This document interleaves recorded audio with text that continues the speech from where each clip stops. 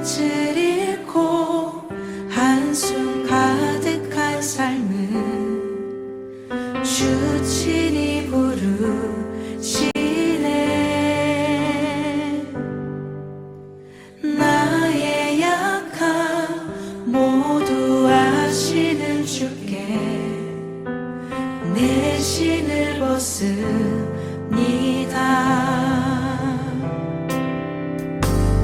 낙심하고 고된 인생을 통해 주의 뜻 이루시네.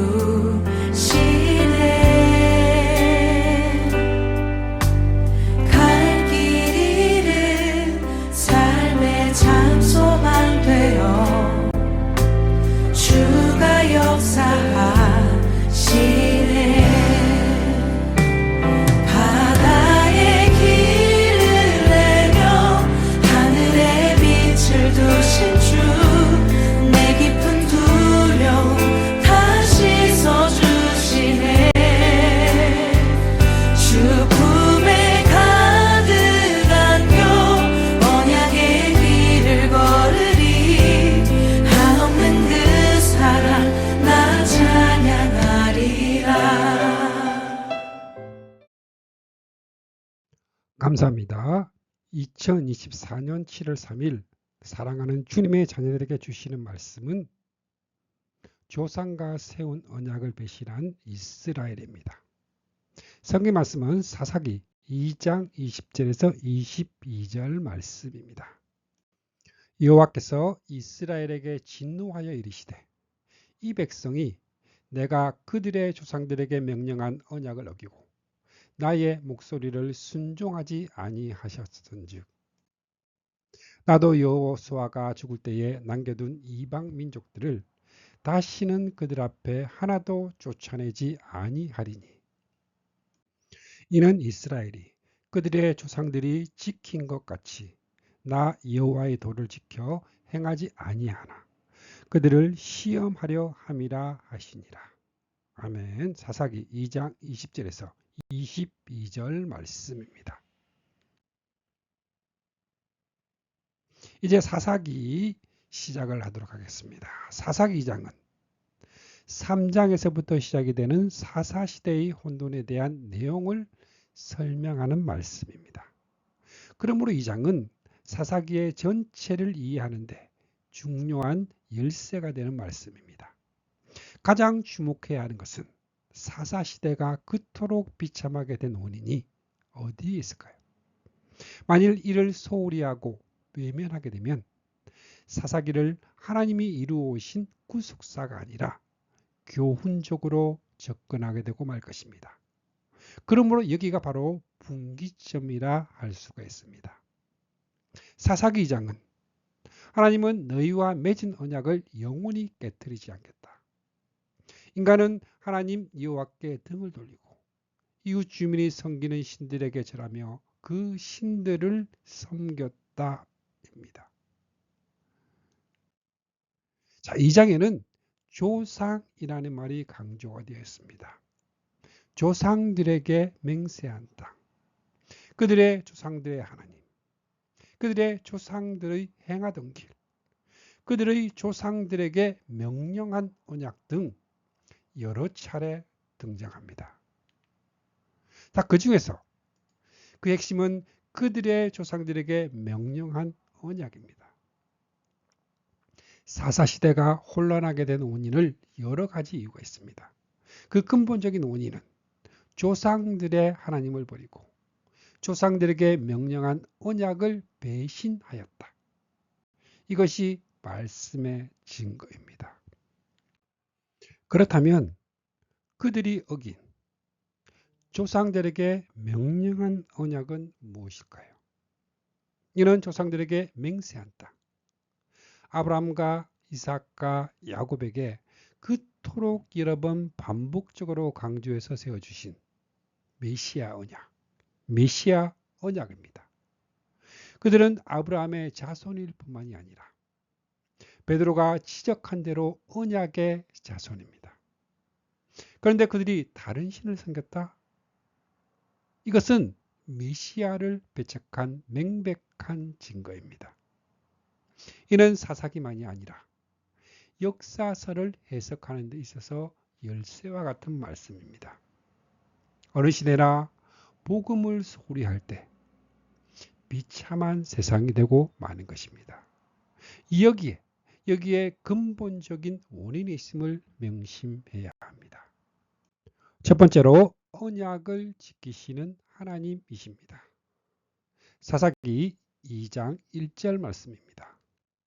여호와의 사자가 길갈에서부터 복임으로 올라와 말하되 내가 너희를 애굽에서 올라오게 하고 내가 너희의 조상들에게 맹세한 땅으로 들어가게 하였으며 또 내가 이르기를 내가 너희와 함께한 언약을 영원히 어기지 아니하리니. 우리는 성경 66권을 독립된 책으로 생각합니다. 이는 교훈적으로 접근하기 때문입니다. 자, 그렇게 한다면 성경은 명언집이나 위인 전기같이 되고 맙니다. 이는 엄청난 잘못을 범하는 것이 됩니다. 왜냐하면 성경은 창세기에서 시작하여 계시록에서 완성이 되는 하나님 나라의 건설 계획입니다. 이것을 무시한다면 하나님께서 건설해 나가시는 하나님 나라 건설을 해체시키는 잘못을 범하게 되고 맙니다. 그러므로 사사기도 이러한 역사성과 점진성의 입장에서 바라보아야 합니다.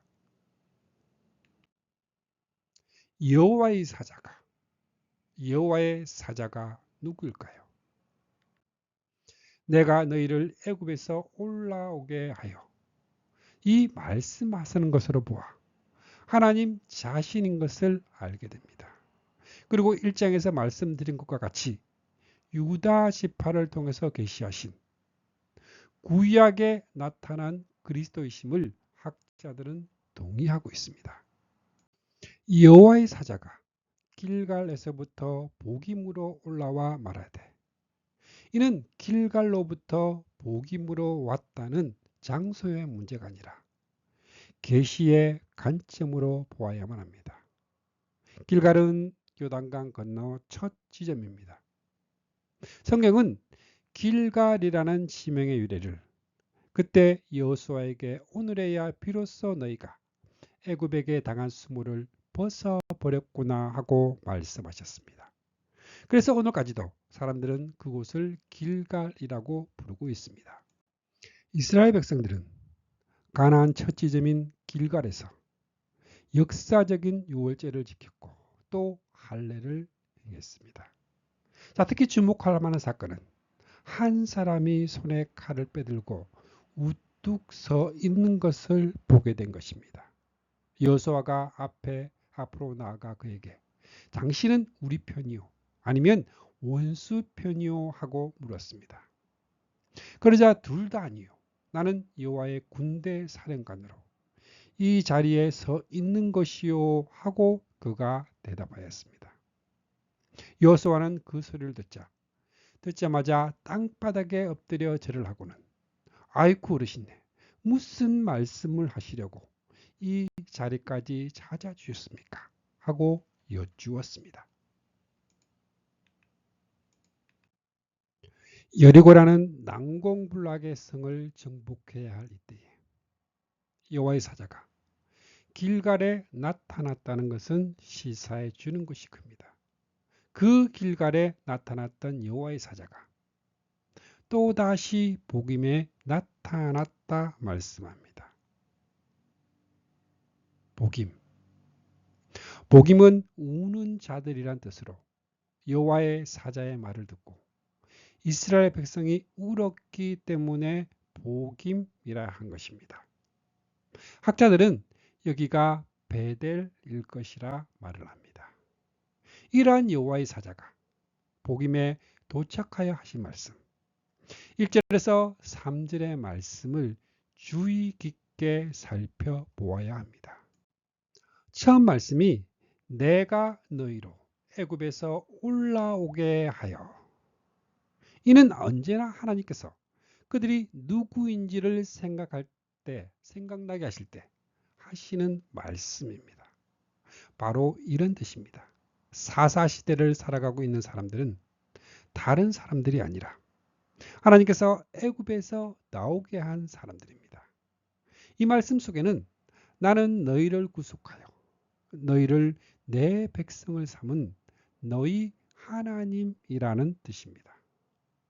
하나님은 유월절 양의 피로 구속하심으로 바로의 종이 되었던 그들을 하나님의 백성으로 삼으신 것입니다. 그렇다면 그들은 그들의 것이 아니라 피로 값을 주고 사신 바로 하나님의 소유입니다. 이 원리가 중요한 의미를 갖는 것은 이 그림자가 우리에게는 실제로 응하여졌기 때문입니다. 두 번째로 내가 너희의 조상들에게 맹세한 땅으로 들어가게 하였으며 애굽에서 해방만 시켜주신 것이 아니라 올라오게 하여 들어가게 하였다 말씀합니다. 이것을 모세는 주께서 한결같은 사랑으로 손수구원하여 이 백성을 이끌어 주셨습니다. 주님의 힘으로 그들을 주님이 거룩하게 마련해 놓으신 그곳으로 인도하셨습니다 하고 찬양합니다. 조상들에게 맹세한 땅이라 말씀합니다. 이는 아브람과 이삭과 야곱에게 언약하신 땅이라는 뜻입니다. 이 세 번째 말씀이 또 내가 이르기를 내가 너희와 함께한 언약을 영원히 어기지 아니하리니 하십니다. 너희와 함께한 언약이라 말씀합니다. 인간의 입장에서는 하나님이 함께 하시는 언약보다 더 중요한 것은 아무것도 없습니다. 하나님과의 인간의 관계는 언약의 관계입니다. 언약이 없으면 하나님과의 관계도 성립이 되지 않습니다. 그러므로 하나님과의 관계는 언약을 믿는 믿음의 관계이기도 합니다. 그런데 하나님이 함께 하시는 언약입니다.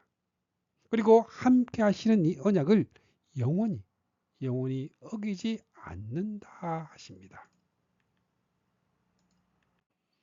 하나님은 아브라함에게 언약하신 것을 맹세로 보증하여 주셨습니다. 훗날 다윗에게도 그와 맺은 계약을 깨뜨리지 않으며 내가 입으로 직접 한 약속도 저버리지 않으리라. 나의 거룩함을 두고 한 번 맹세한 것이니 내가 결단코 다윗에게 약속을 어기지 않으리라 하십니다. 히브리서에서는 약속과 맹세를 이 두 가지 변할 수 없는 사실이라고 말씀합니다. 만일 하나님이 언약을 지켜주지 않는다면 우리에게 거짓말을 한 것이며 자기를 부인하는 거짓말쟁이 하나님으로 만드는 것이 된다는 뜻입니다. 하나님은 그리 하실 수가 없는 분이라 말씀합니다. 언약을 세워주신 하나님께서 당부하시기를 2절 말씀에 너희는 이 땅의 주민과 언약을 맺지 말며 그들의 재단들을 헐라하였거늘 너희가 내 목소리를 듣지 아니하였으니 어찌하여 그리하였느냐. 여호와의 사자가 책망을 하고 있는 것은 사사기 1장에서 깨달은 것처럼 쫓아내지 못한 잘못만을 책망하고 있는 것이 아닙니다. 그들을 쫓아내야만 한 것은 그들과 동화될 것을 염려하셨기 때문입니다. 그런데 그 염려가 현실로 나타난 것입니다. 11절과 12절 말씀에 이스라엘 자손이 여호와의 목전에 악을 행하여 바알들을 섬기며 애굽 땅에서 그들을 인도하여 내신 그들의 조상들의 하나님 여호와를 버리고 다른 신들 곧 그들의 주위에 있는 백성의 신들을 따라 그들에게 절하여 여호와를 진노하시게 하였으되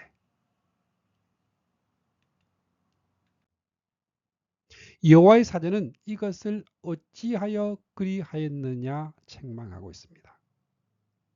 여호와의 사자가 책망하는 그 핵심은 언약을 어기고 다른 신을 따라갔다는 데 있습니다. 쫓아내지 못한 잘못만이 아닙니다. 결정적인 죄가 저들의 신을 섬겼다는 데 있음을 유념해야만 합니다. 아브라함과 이삭과 야곱에게 세워주시더냐, 즉 메시아를 버렸다 말씀합니다. 이것을 놓치게 되면 사사기에서도 교훈만을 볼 뿐 하나님께서 이루어 나가시는 이 구속 사역은 볼 수 없게 되는 것입니다. 하나님의 백성 이스라엘이 어떤 경로로 그들의 신을 섬기는 데까지 이르게 된 것일까요? 쫓아내지 못하고 그들 가운데 거주하면서 그들의 딸들을 맞아 아내로 삼으며 자기의 딸들을 그들의 아들들에게 주고 또 그들의 신들을 섬겼더라. 여호와의 사자는 바로 이것을 어찌하여 그리하였느냐 하고 책망하고 있는 것입니다.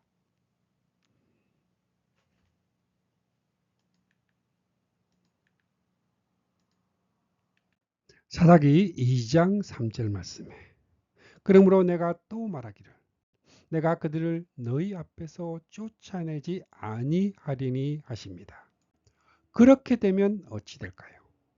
그들이 너희 옆구리에 가시가 될 것이며 그들의 신들이 너희에게 올무가 되리라 하십니다.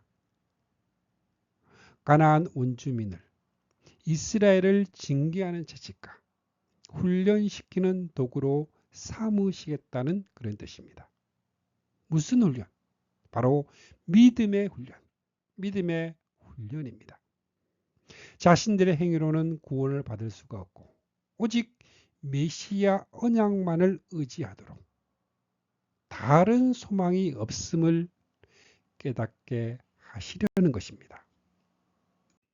생각을 해 보십시오.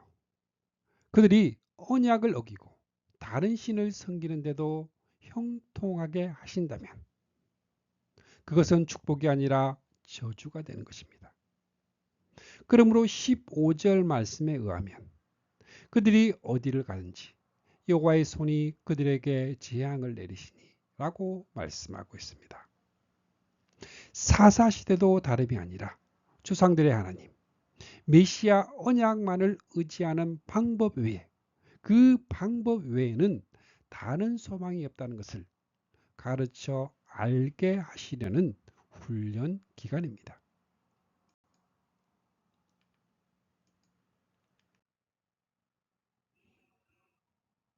여호와의 사자가 이스라엘 모든 자손에게 이 말씀을 이르되 백성이 소리를 높여 운지라. 그러므로 그곳을 이름하여 복임이라 하고 그들이 거기서 여호와께 제사를 드렸더라. 제사를 드렸더라. 이는 구약에 나타난 명백한 갈보리입니다. 구약에 나타난 제사가 실체에 대한 그림자가 아니라면 이는 우상 숭배나 다를 바가 없기 때문입니다. 제사를 드렸다.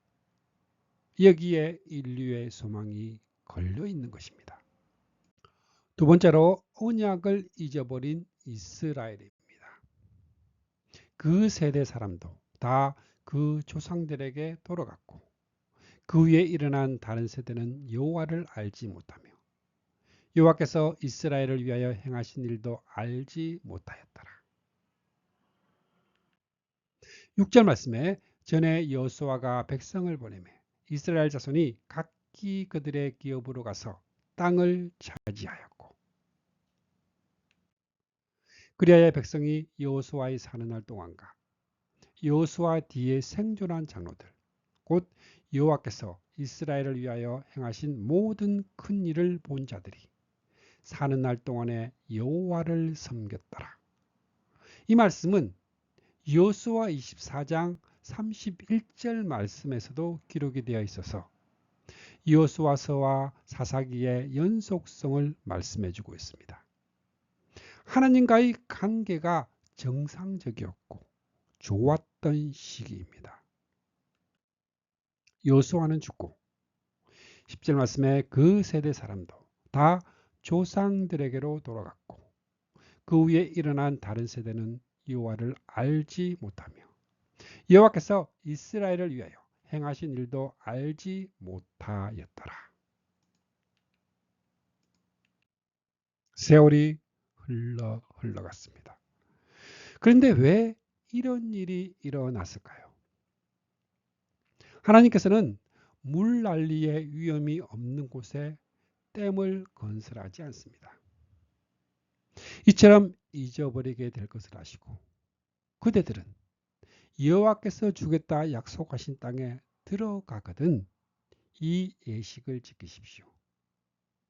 이 다음에 그대들의 자녀가 이 예식의 의미가 무엇이냐 묻거든 이 예식은 여호와께 드리는 유월절 제사라고 알려주십시오.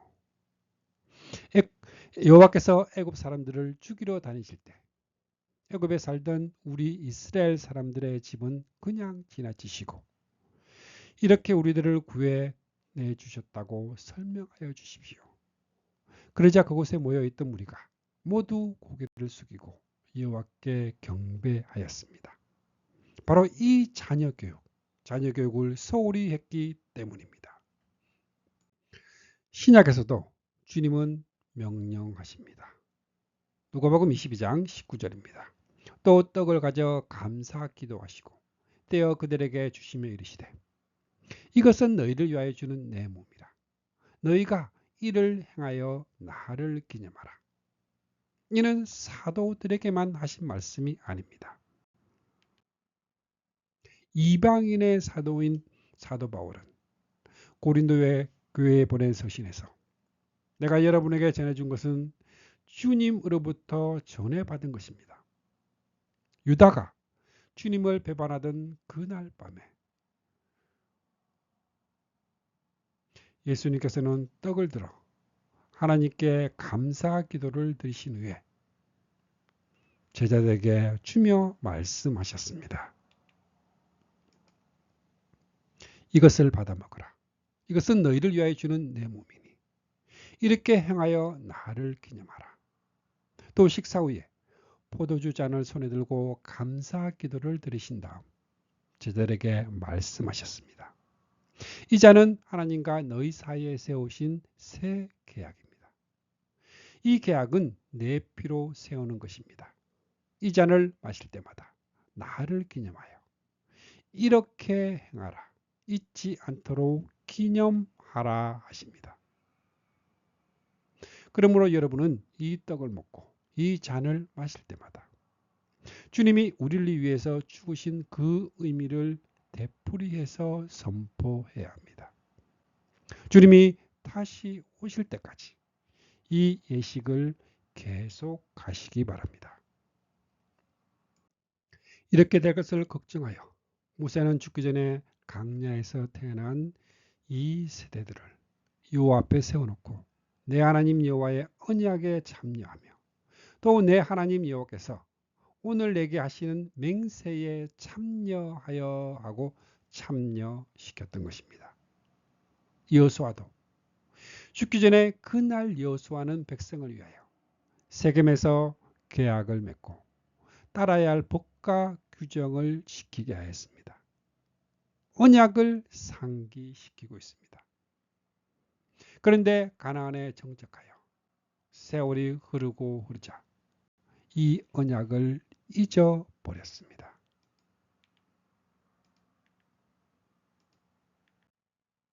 그렇다면 왜 조상들에게 세우신 언약, 즉 복음을 상실하게 되었을까요? 가나안에 정착하게 되자 무사 안일에 빠져 하늘 아래에 있는 것을 생각하지 않고 땅의 것을 생각하는데 집착했기 때문입니다. 물질 축복이라는 기복 신앙으로 전락했기 때문입니다. 그리하여 농경신이라는 바알이라는 우상을 숭배하기에 이른 것입니다. 우리들에게도 큰 경계와 경고가 되는 일입니다. 세 번째로 다른 신을 섬긴 이스라엘입니다. 사사기 2장 11절 말씀입니다. 이스라엘 자손이 여호와의 목전에 악을 행하여 바알들을 섬기며 하나님의 백성들이 여호와를 버리고 바알과 아스다롯을 섬겼다. 이것이 사사기에 기록이 된 첫 번째 악순환입니다. 여호와를 버리면 그곳이 빈집으로 있는 것이 아닙니다. 그 자리를 바알과 아스다롯이 차지하게 되는 것입니다. 이스라엘 자손이 애굽 땅에서 그들을 인도하여 내신 그들의 조상들의 하나님 여호와를 버리고 다른 신들 곧 그들의 주위에 있는 백성의 신들을 따라 그들에게 절하여 여호와를 진노하게 하였으되 14절 말씀에 여호와께서 이스라엘에게 진노하사 노력하는 자의 손에 넘겨주사 그들이 노력을 당하게 하시며 또 주위에 있는 모든 대적의 손에 팔아 넘기시매 그들이 다시는 대적을 당하지 못하였으며 18절에 그들이 대적에게 압박과 괴롭게 함을 받아 슬피 부르짖음으로 16절에 여호와께서 사사를 세우사 누락자의 손에서 그들을 구원하게 하셨으나 19절 말씀에 그 사사가 죽은 후에는 그들이 돌이켜 그들의 조상들보다 더욱 타락하여 다른 신들을 따라 섬기며 그들에게 절하고 그들의 행위와 배역한 길을 그치지 아니하였으므로 여호와께서 이스라엘에게 진노하사 노력하는 자의 손에 붙여 그들이 노력을 당하게 하십니다. 그들이 또 부르짖습니다. 사사를 세우셔서 구원해 주십니다. 그리고 평화가 옵니다. 세월이 지나자 잊어버리고 또 악을 행합니다. 이러한 악순환이 7번이나 반복이 되고 있는 것입니다. 자, 왜 성경은 이러한 악순환을 반복해서 보여주고 있는 것일까요? 만물보다 거짓되고 심히 부패한 이 인간의 사악한 재성을 드러내기 위해서입니다. 인간의 전적 타락, 전적 부패, 전적 무능을 보여주기 위해서입니다. 그리하여 행위교원, 자력구원의 불가능성을 적나라하게 보여주기 위해서입니다. 인내의 하나님, 진노 중에도 긍휼을 잊지 아니하시는 하나님의 신실하심과 그리하여 구원은 오직 메시아 언약에만 있음을 계시하시기 위해서입니다. 11절 말씀에 이스라엘 자손이 여호와의 목전에 악을 행하여 바알들을 섬기며 훗날 남북 왕조가 멸망하게 된 근본적인 원인도 우상 숭배요. 우상을 섬겼다는 것은 그들이 조상들에게 명령한 언약, 그 언약, 메시아 언약을 배반한 죄라는 것을 잊어서는 안 됩니다. 신구약을 통하여 멸망을 당하게 되는 근본 원인은 그리스도를 배척하는 죄입니다. 12절 말씀에 애굽 땅에서 그들을 인도하여 내신 하나님이라 말씀하십니다. 하나님과 이스라엘의 관계의 근본이 되는 말씀입니다. 6월절 어린 양의 피로 구속하여 너희로 내 백성을 삼고 나는 너희 하나님이 되리니 하신 원리가 되는 말씀입니다. 이는 우리들에게도 적용이 되는 원리입니다. 또한 그들의 조상들의 하나님 여호와라고 말씀하십니다. 이 말씀은 1절의 조상들에게 맹세한 땅과 20절의 그들의 조상들에게 명령한 언약이라는 말씀과 함께 중대한 의미가 있는 말씀입니다. 조상들의 하나님은 아브라함과 이삭과 야곱의 하나님이라는 뜻이요. 그들의 조상들에게 명령한 언약은 아브라함과 이삭과 야곱에게 세워주신 메시아 언약을 의미하기 때문입니다. 하나님은 조상들에게 언약하신 대로 그들을 애굽에서 구원하여 가나안 땅으로 인도하여 주셨습니다.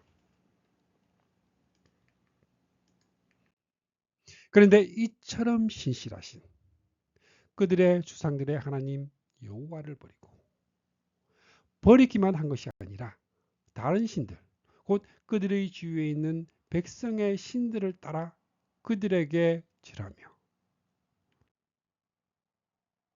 이스라엘 백성들이 이렇게도 쉽게 무상에 빠졌을까요?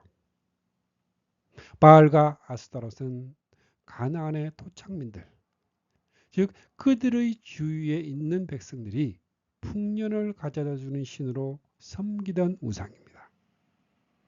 유목 생활을 하던 이스라엘 민족이 가나안에 정착하게 되자 그들을 따라 농경신을 섬기게 되었던 것입니다.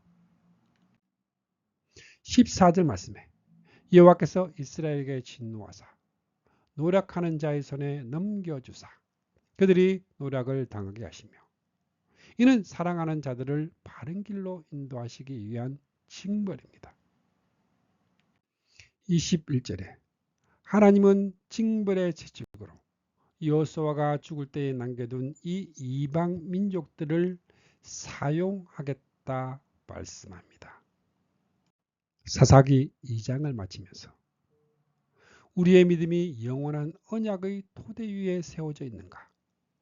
아니면 감정이나 체험이나 축복 위에 세워져 있는 것은 아닌가 점검해 보아야겠습니다. 또한 우리를 연단하기 위해서 남겨둔 채찍도 있음을 아시기 바랍니다.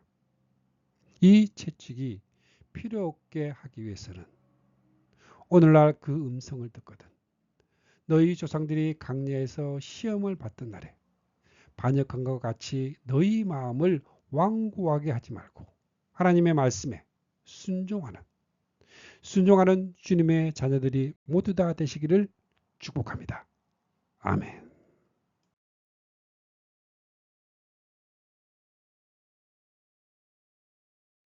말씀을 통해 주님의 사랑을 느끼며 주님의 은혜의 축복을 받는 기도의 시간입니다.